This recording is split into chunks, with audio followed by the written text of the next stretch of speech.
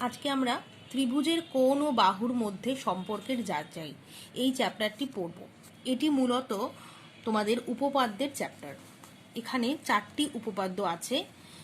প্রথমটা দেখো, এটা একদম এই চ্যাপ্টারের প্রথম উপপাদ্য।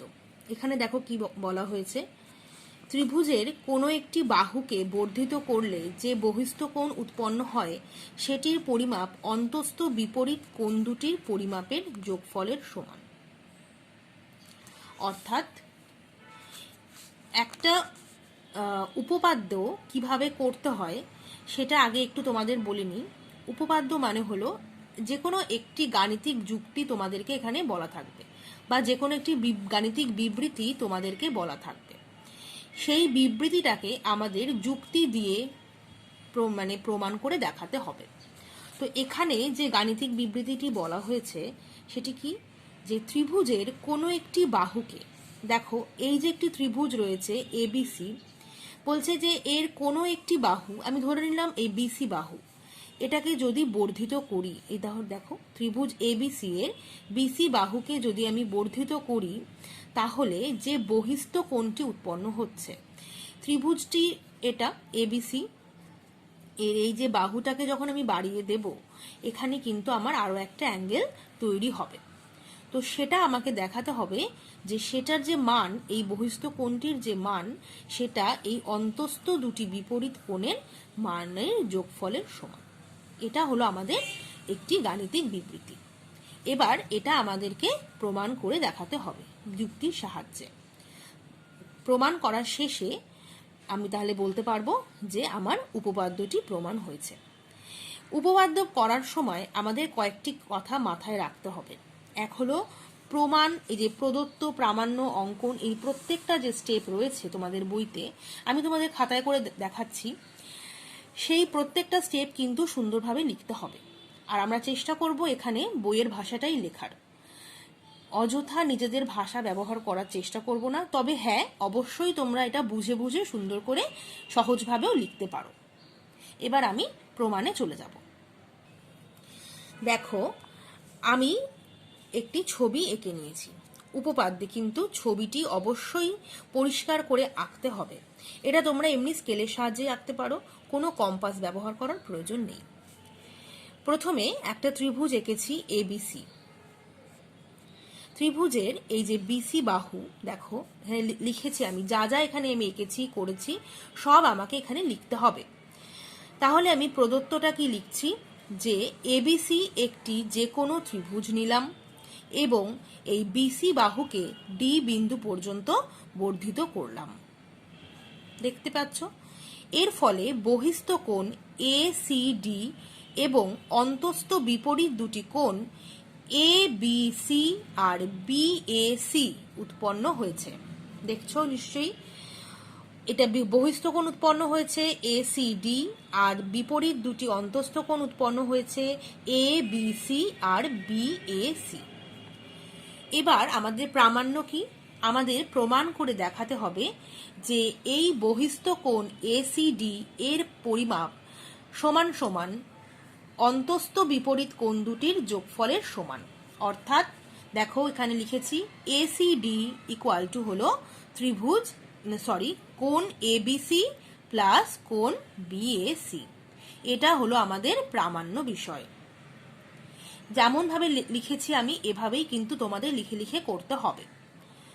এবার আমরা চলে আসব অঙ্কনে। অঙ্কন কেন, তোমরা লক্ষ্য করে দেখবে কোনো কোনো উপপাদ্যে অঙ্কনের প্রয়োজন হচ্ছে, কোনো কোনো জায়গায় প্রয়োজন হচ্ছে না। কারণ হলো এই অঙ্কনটা আমরা এই প্রমাণে সুবিধার জন্য করে থাকি। এবার দেখো এখানে এই যে বহিস্থ কোণটা উৎপন্ন হয়েছে এসিডি, তাকে আমি সেই সি বিন্দুটা দিয়ে এই এবি যে সরল রেখা তার সাথে সমান্তরাল করে আমি একটা রেখা টেনেছি, সেটার নাম দিয়েছি কি পিসি বা সিপি। দেখো আমি সেটা এখানে লিখলাম, ত্রিভুজ এবিসি এর সি বিন্দু দিয়ে এবি বাহুর সমান্তরাল সরল রেখাংশ সিপি অঙ্কন করলাম। দেখতেই পাচ্ছ সিপি অঙ্কন করেছি। এবার আমি যাব প্রমাণে। প্রমাণটা কি বলেছি দেখো, তোমরা, আমি যেহেতু এখানে অঙ্কন করেছি যে সিপি সমান্তরাল এবি, তাই জন্য আমি বলতেই পারি যে এবি সমান্তরাল সিপি এবং বিডি হলো একটি ছেদক। তোমরা আরেকবার ছবিটা একটু দেখে নাও। এবি সমান্তরাল হলো এই সিপি, আর এই বিডি রেখাংশ এটা হলো আমাদের ছেদক। তাহলে আমরা কি জানি, দুটি সমান্তরাল সরলরেখা আর একটি ছেদক যদি পাই, তাহলে আমরা সেখান থেকে কি কি কোণ পেতে পারি। দেখো, যে অ্যাঙ্গেল পিসিডি ইকুয়াল টু অনুরূপ কোণ অ্যাঙ্গেল এসিবি। খুঁজে বার করি, অ্যাঙ্গেল পিসিডি ইকুয়াল টু অনুরূপ কোণ অ্যাঙ্গেল এ বি সি। আরেকবার বলে দিচ্ছি, দেখো, এবি বাহু সাথে সমান্তরাল হলো এই সিপি বাহু, আর এই বিডি সরল রেখাটি হলো গিয়ে তাদের ছেদক। মানে দেখো, ছেদক অর্থ হলো গিয়ে এই যে দুটো রেখা তাদেরকে কিন্তু এই রেখাটি ছেদ করে যাচ্ছে। এই যে ছেদ করে, এটাকে যদি তুমি এদিকে বর্ধিত করো, দেখবে এই রেখাটাকে ছেদ করে যাচ্ছে, সেজন্য এটার নাম হলো ছেদক।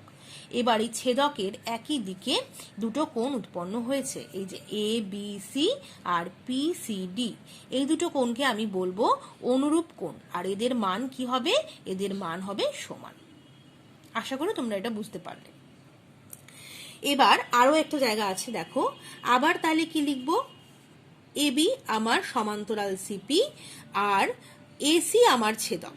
আবার দেখো, ছবিতে চলে আসি, এই বাহু দুটো সমান্তরাল আর এই যে এসি এটা হলো আমার ছেদক, কারণ এই বাহুটিও কিন্তু আমার এই দুটোকে ছেদ করে যাচ্ছে। তাহলে আমি কি পাবো, ছেদকের বিপরীত দিকে দুটো সমান কোণ উৎপন্ন হয়েছে। এই একটা হলো এই কোণ উৎপন্ন হয়েছে, আর একটা হলো এটা উৎপন্ন হয়েছে। ছেদকের বিপরীত দিকে দুটি সমান কোণ উৎপন্ন হয়েছে। আর এটা ছিল কি, ছেদকের একই দিকে দুটি সমান কোণ উৎপন্ন হয়েছে, তাদের নাম ছিল অনুরূপ কোণ। আর বিপরীত দিকে যে দুটি কোণ উৎপন্ন হবে তাদের নাম হবে কি, একান্তর কোণ। এদের মানও সমান। তো এবার দেখো, প্রমাণে আসছি। এবার এই দুটোকে আমি নাম দিয়ে রেখেছি, এটাকে 1 নম্বর দিয়েছি আর এটাকে 2 নম্বর দিয়েছি। এবার আমরা এই 1 নম্বর আর 2 নম্বরটাকে যোগ করেছি। যোগ করলে কি পাচ্ছি, দেখো, angle PCD plus angle ACP equal to, এখান থেকে পাচ্ছি এবিসি প্লাস বিএসি। এবার এই অ্যাঙ্গেল পিসিডি আর এসিপি যোগ করলে আমার অ্যাঙ্গেল হচ্ছে এসিডি। তাহলে হচ্ছে কত, ACD equals to angle ABC plus BAC. তোমরা আরেকবার দেখে নাও, এখানে এসিপি আর পিসিডি দুটো অ্যাঙ্গেল যুক্ত করলে কিন্তু আমার এসিডি বড় অ্যাঙ্গেলটা হচ্ছে। তাহলে এখান থেকে আমরা প্রমাণ করতে পারলাম যে ACD equals two ABC plus BAC. সুতরাং এই ত্রিভুজ এবিসি এর বিসি বাহুকে বর্ধিত করায় যে বহিস্থ কোণ এসিডি উৎপন্ন হয়েছে তার পরিমাপ কত হলো, অন্তস্থ বিপরীত কোণ দুটি সমষ্টির সমান। এটা আমি প্রমাণ করে দেখাবো। তোমরা এই পর্যন্ত প্রমাণ করলেই যথেষ্ট, কারণ এখানে দেখো প্রামাণ্য কিন্তু আমি এটাই লিখেছিলাম। আশা করি বুঝতে পেরেছো। এবার আরেকটি উপপাদ্য দেখব।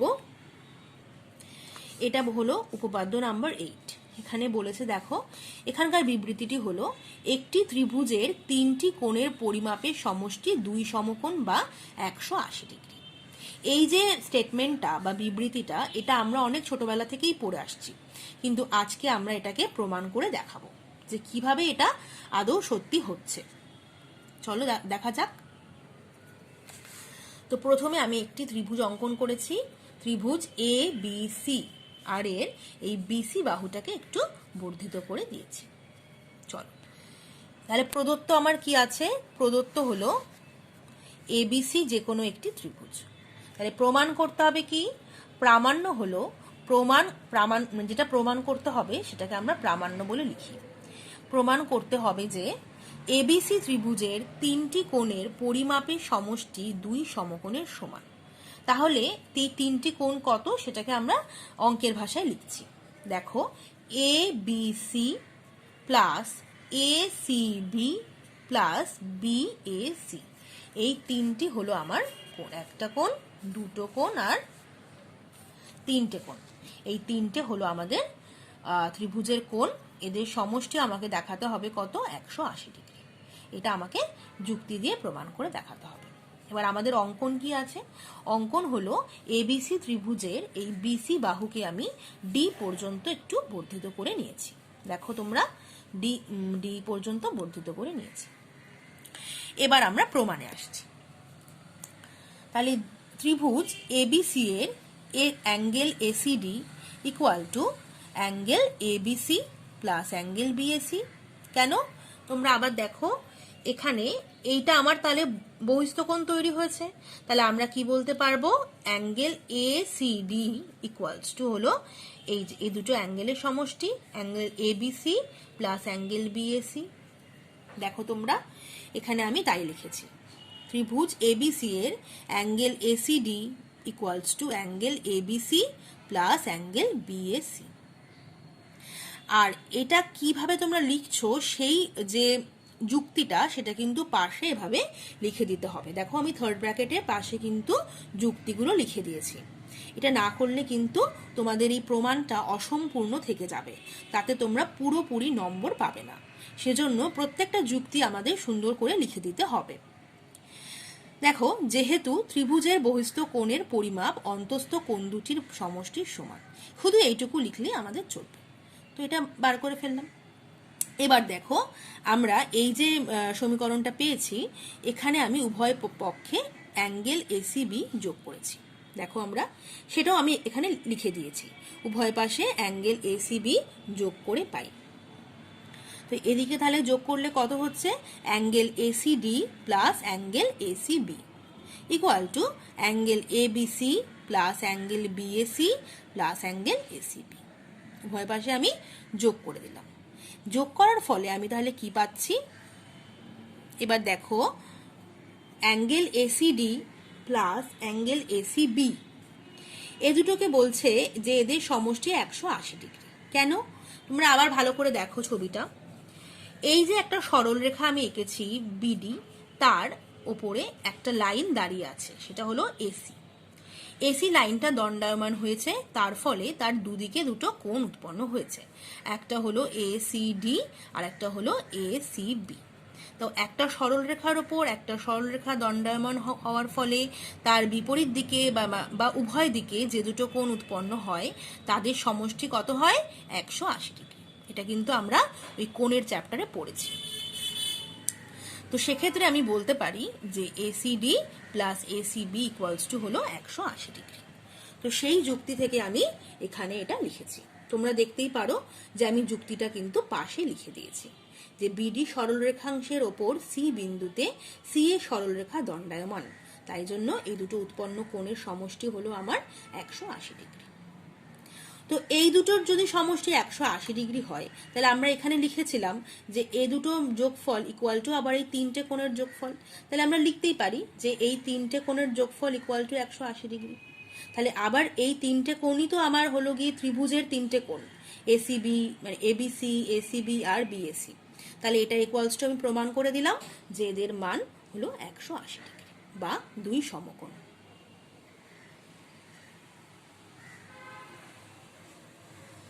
ভালোভাবে আরেকবার দেখে নাও, দেখেছো? এখানে আমরা কি প্রমাণ করতে চেয়েছিলাম, সেটাই কিন্তু এখানে প্রমাণ হয়ে গেছে। এবার একটু এক্সারসাইজে দেখব। তোমাদের এই উপপাদ্য দুটো পড়ার পরে এই এক্সারসাইজ 16.1-এ বেশ কিছু অঙ্ক রয়েছে। তো আজকে আমরা কয়েকটা অঙ্ক শুধু তোমাদেরকে দেব। দেখো, এই অঙ্কটা যে 4 নম্বর অঙ্কটা আছে, এটা আমি একটু করিয়ে দিয়েছি, আর এই বাকি 5 আর 6 নম্বর অঙ্কটি তোমাদেরকে করতে হবে। আমি 4 নম্বর অঙ্কটা একটু বুঝিয়ে দিচ্ছি। এখানে বলেছে, দেখো ভালো করে, ত্রিভুজ এবিসি এর এবি আর এসি এই দুটো বাহু সমান, আর এই কোণ এসিডি এটা হলো বহিস্থ কোণ। তাহলে আমাকে এ বিসি, এসিবি আর বিএসি তিনটে কোণের পরিমাপ লিখতে হবে। তো যেহেতু ত্রিভুজের এবিসি আর এসি কোণ, এসি আর এবি দুটো বাহু সমান, সুতরাং এই angle ABC equals to angle ACB, কারণ সমান বাহুর বিপরীত কোণগুলিও পরস্পর সমান। দেখো তোমরা এখানে এই যে ABC ইকুয়ালস এই দুটো বাহু সমান হওয়াতে এই দুটো কোণও আমার সমান। এবার আমাদের কি বলেছে, অ্যাঙ্গেল এসিডি অর্থাৎ equals to angle ABC plus angle BAC, অর্থাৎ এসিডি এই বহিস্থ কোণটা ইকুয়াল টু এই অন্তস্থ কোণ দুটির সমষ্টি, এই দুটো কোণের সমান, তাই তো? তাহলে আমরা লিখতেই পারি, এটার মান আমি জানি 112 ডিগ্রি বলেছে, তাহলে আমি লিখতেই পারি যে angle ABC plus angle BAC equal to হলো 112 ডিগ্রি। লিখলাম, এটাকে আমি লিখে দিলাম। এবার আমরা বলেছে কি, দেখো আমরা জানি যে ত্রিভুজের তিনটি কোণের সমষ্টি হলো 180 ডিগ্রি, অর্থাৎ angle ABC plus angle ACB plus angle BAC equal to আমার 180 ডিগ্রি। এর মধ্যে এখানে আমি পেয়েছি এবিসি প্লাস বিএসি, এ দুটোর সমষ্টি হলো কত, 112 ডিগ্রি। তাহলে আমি এদিকে লিখতে পারি অ্যাঙ্গেল এসিবি প্লাস এ দুটোর সমষ্টি মানে 112 ডিগ্রি ইকুয়াল টু 180 ডিগ্রি। তাহলে এখান থেকে আমি পাচ্ছি অ্যাঙ্গেল এসিবি ইকুয়াল টু হলো 180 ডিগ্রি মাইনাস 112 ডিগ্রি, অর্থাৎ বিয়োগ করলে এটা হচ্ছে কত, দেখো 68 ডিগ্রি। তাহলে আমি এসিবির মান পেয়ে গেলাম। আবার এসিবির সাথে এবিসিটা সমান ছিল, তাহলে এটা 68 হলে কত হবে, এবিসিও 68 ডিগ্রি হবে, হয়ে গেল। এবার আমাকে বার করতে হবে বিএসির মান। বিএসিটা আমি এখানে পেয়েছিলাম কত, এবিসি প্লাস বিএসি ছিল 112 ডিগ্রি, এবিসির মান পেয়ে গেছি 68 ডিগ্রি, তাহলে বিএসি হচ্ছে কত, 112 degree minus 68 degree equal to 44 degree. আমি তিনটে কোণের মানই পেয়ে গেলাম, একটা, দুটো, তিনটে। এই অঙ্কটা আমি করিয়ে দিলাম, তোমরা বাকি অঙ্কগুলো করবে, 4 আর 5 আর 6 নম্বর অঙ্কটা। এবার আমরা আরো কিছু উপপাদ্য আছে সেগুলো দেখব।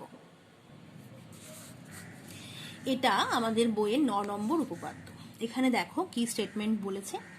এটা বলেছে যে একটি ত্রিভুজের দুটি বাহুর দৈর্ঘ্য পরস্পর অসমান হলে বৃহত্তর বাহুর বিপরীত কোণের পরিমাপ ক্ষুদ্রতর বাহুর বিপরীত কোণের পরিমাপ অপেক্ষা বৃহত্তর হবে। ভালো করে আরেকবার লেখাটা পড়ে নাও। একটি ত্রিভুজের দুটি বাহুর দৈর্ঘ্য যদি পরস্পর অসমান হয় তাহলে বৃহত্তর বাহুর বিপরীত কোণের পরিমাপ ক্ষুদ্রতর বাহুর বিপরীত কোণের পরিমাপ অপেক্ষা বৃহত্তর হবে। তাহলে এখানে একবার ছবিটা দেখে নাও তোমরা। ছবিতে এ বি সি একটি ত্রিভুজ, যার প্রত্যেকটা বাহুই কিন্তু অসমান। এবি বাহু, এসি বাহু আর বিসি বাহু, তিনটে বাহুই আমার অসমান।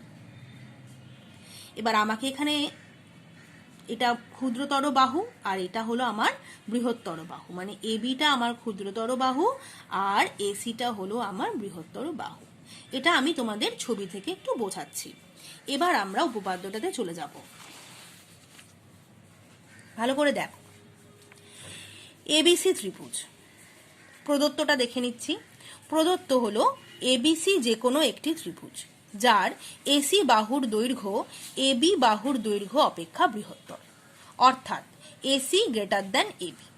তাহলে এখানে এবিসি একটা ত্রিভুজ যার এসি বাহুর দৈর্ঘ্য এবি বাহুর দৈর্ঘ্য থেকে বেশি, তাই জন্য আমি লিখতে পারি কি, AC greater than AB, AC greater than AB. হয়ে গেল এই পর্যন্ত, যেটা আমাদের দেওয়া ছিল। এবার আমাকে প্রমাণ দেখাতে হবে। কি প্রামাণ্য আমাদের?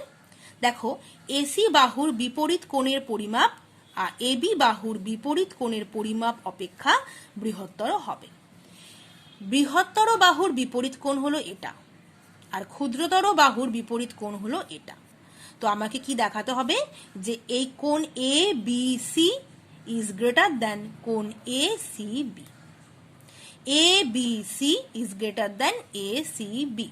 আবার ভালো করে দেখো, বৃহত্তর বাহু হলো এসি, তার বিপরীত কোণ হলো এ বি সি। ক্ষুদ্রতর বাহু হলো এবি, তার বিপরীত কোণ হলো এ সি বি। আমাকে দেখাতে হবে A B C is greater than A C B. আবার তোমরা এখানে দেখে নাও লেখাটা কি আছে, A B C greater than A C B. এই হলো আমাদের প্রামাণ্য। প্রদত্ত আর প্রামাণ্য। আশা করি এটুকু তোমরা বুঝতে পেরেছো। এবার আমরা আসছি অঙ্কনে।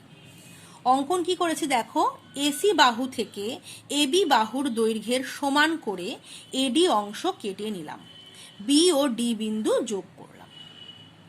আবার দেখে নিচ্ছি, এখানে বলছে এসি বাহু থেকে এবি বাহুর সমান করে এডি অংশ কেটে নিলাম আর বিডি যোগ করলাম।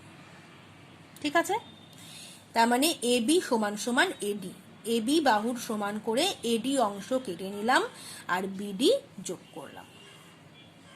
ঠিক আছে, এবার আমাদের এটা অঙ্কন হয়ে গেল। এবার প্রমাণে চলে যাব। তাহলে ত্রিভুজ এবিডি, প্রথমে তাহলে এই ছোট ত্রিভুজটা নিচ্ছি।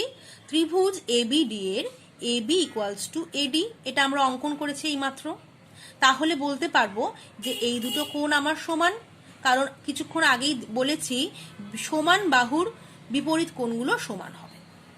তাহলে তোমরা আরেকবার এখানে দেখো, ত্রিভুজ এবিডি এর এবি ইকুয়ালস টু এডি অঙ্কনানুসারে, তাহলে কোণ এবিডি ইকুয়ালস টু কোণ এডিবি। ত্রিভুজের দুটি বাহুর দৈর্ঘ্য সমান হলে বিপরীত কোণগুলিও সমান হবে, লিখে দিলাম।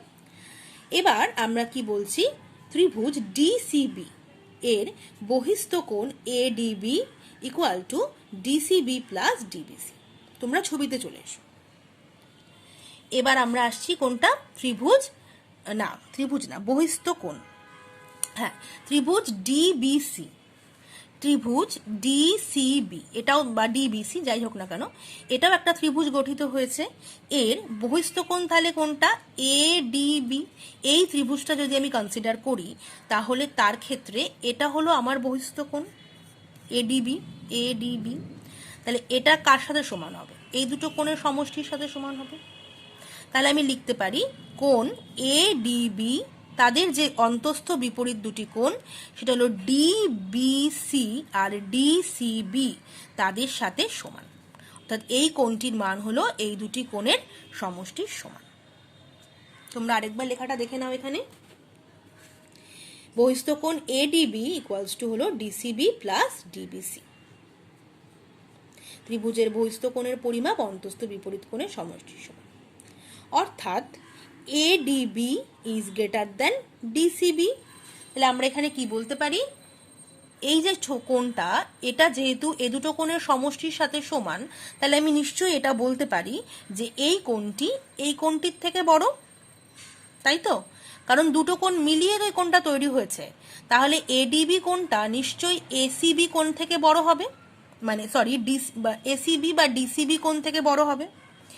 একই ব্যাপার, ডিসিবি কোণও যা এসিবি কোণ একই কোণ, এই কোণটাই বোঝাচ্ছে। এটা হলো, কিন্তু আমরা ধরে নিয়েছিলাম যে অ্যাঙ্গেল এডিবি ইকুয়ালস টু হলো অ্যাঙ্গেল এবিডি। এটা আমরা বলেছিলাম। এখানে দেখো যেহেতু দুটো কোণ সমান, তাহলে সুতরাং আমরা কি বলতে পারি যে ABD is greater than ACB, তাই তো? এখানে বলেছিলাম কি ADB is greater than ACB, কিন্তু আমরা তাহলে এটাও পাচ্ছি যে angle ABD is greater than ACB, যেহেতু এই দুটো কোণ পরস্পর সমান। আবার দেখে নাও একবার ছবিতে, ABD is greater than ACB, এটা আমরা পেলাম। এবার দেখো, আমি পরের পাতায় গেলাম, ভালো করে তোমরা দেখো। বলছে যেহেতু এই এ বি ডি কোণটি আমার এ বি সি এই কোণটির একটি অংশ, তাহলে আমি বলতেই পারি যে A B C is greater than A B D. A B C is greater than A B D. A B D এই ছোট কোণটা এই বড় কোণটার একটা অংশ, তাহলে আমরা বলতে পারি যে এই কোণটির এক থেকে মানে এই এবিডি কোণটা বা সরি এবিসি কোণটা এবিডি কোণ থেকে বড়। আবার আমরা জানি কি ABD is greater than ACB, তাহলে আমি একসাথে বলতে পারি কি angle ABC is greater than angle ACB. ABC is greater than angle ACB.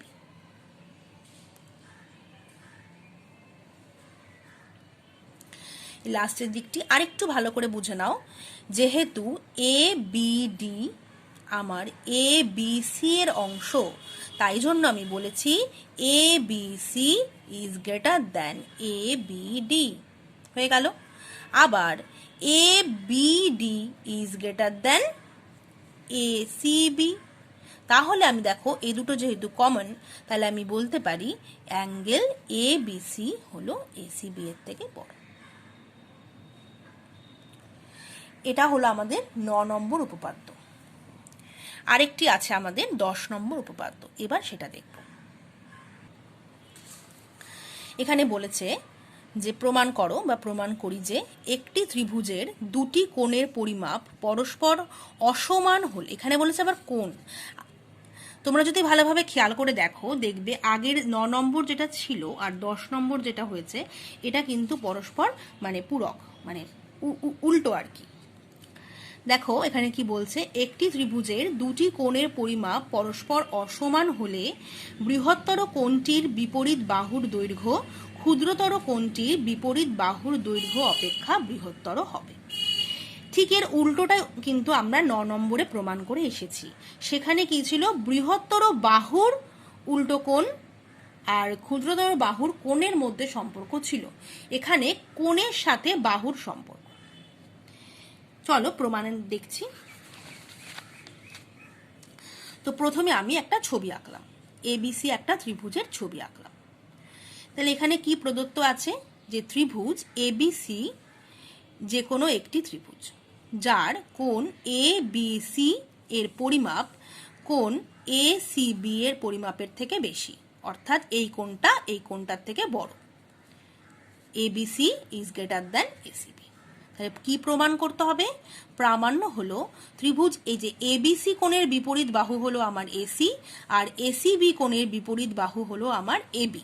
তো আমাকে প্রমাণ করে দেখাতে হবে যে AC is greater than AB, অর্থাৎ এসি হলো আমার এবির থেকে বড়। এটা আমাকে প্রমাণ করে দেখাতে হবে। আগের উপপাদ্যটাতে কি ছিল, বাহুটা বড় বলে দেওয়া ছিল, আমাকে কোনটা প্রমাণ করে দেখাতে হচ্ছিল। আর এখানে আমাকে কোন বলে দেওয়া আছে, কোনটা ছোট কোনটা বড়, আর বাহু মানে তার বিপরীত বাহুটা আমাকে প্রমাণ করে দেখাতে হচ্ছে। এবার আমি চলে যাচ্ছি প্রমাণে। তাহলে কি প্রমাণ করতে হবে, আমাদের এখানে কিন্তু কোনো অঙ্কন নেই, শুধু একটা ত্রিভুজই আঁকা আছে।